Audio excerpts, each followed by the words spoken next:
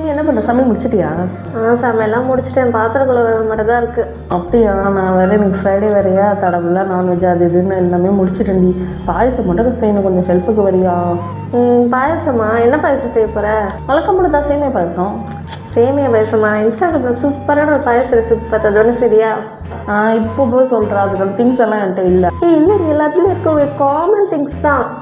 அப்படியா? எல்லாத்தையும் சூப்பராக செஞ்சிடலாம், பார்க்கவே டெம்டிங்காக இருந்தது. செய்யலாமா? சரி, ஓகே. இப்போ வரியா? சரி, வரேன். சொன்னதுக்காகவாது. ஹலோ கைஸ், இன்றைக்கி இல்மி இன்ஸ்டாகிராமில் பார்த்தேன்னு சொன்னால் அந்த ரெசிபி தான் செய்ய போகிறோம். இந்த ரெசிபி பேர் வந்து கேரமல் பாயசம். செம்ம டிஃப்ரெண்ட்டாகவும் வந்துச்சு, செம்ம டேஸ்ட்டாகவும் வந்துச்சு.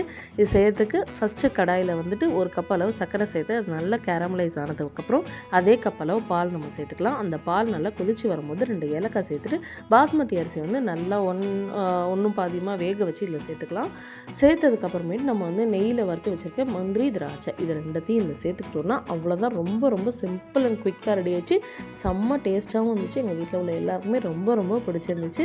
அடிக்கடி சேமியா பாயசம் அது இதுன்னு செஞ்சு போர் அடிக்காமல் இந்த மாதிரி டிஃப்ரெண்ட்டாக செஞ்சு கொடுங்க. செம்ம டேஸ்ட்டாக இருக்கும், எல்லோரும் விரும்பி சாப்பிடுவாங்க. நைவி சொன்ன மாதிரி இன்ஸ்டாகிராம் வைரல் ரெசிபியான கேரமல் பாயசம். கேரமல் பாயசம் செஞ்சிட்டோம். சூப்பரான ஒரு பாயசம் ரெடியாக இருக்குது. பார்க்கவே கலர்ஃபுல்லாக டெம்டிங்காக இல்லைனே? செம்மையா இருக்கு. எப்படி இருக்குது, சாப்பிட்டு பார்த்துடலாமா? சாப்பிட்டு பார்த்தலாம். ஃபர்ஸ்ட் நீயே சாப்பிடு, நீ தானே சொன்ன. ஆமாம், என்ன வச்சே இப்போ பாரு, பிஸ்மில்லா சொல்லி ஆரம்பி.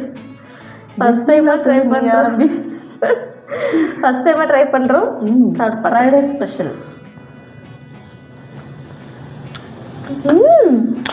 சூப்பராக இருக்கு.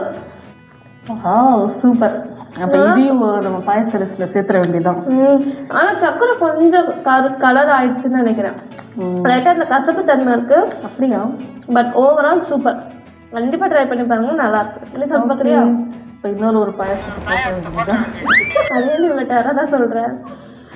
ஓகே, நீங்களும் இந்த ரெசிபியை கண்டிப்பாக ட்ரை பண்ணி பார்த்துட்டு எப்படி இருந்துச்சு நீங்கள் கமெண்ட்டில் சொல்லுங்கள். எங்கள் சேனல் சப்ஸ்கிரைப் பண்ணால் பார்த்துக்கோங்க, சப்ஸ்கிரைப் பண்ணி எங்களுக்கு சப்போர்ட் பண்ணுங்கள். ஓகே, பாய்.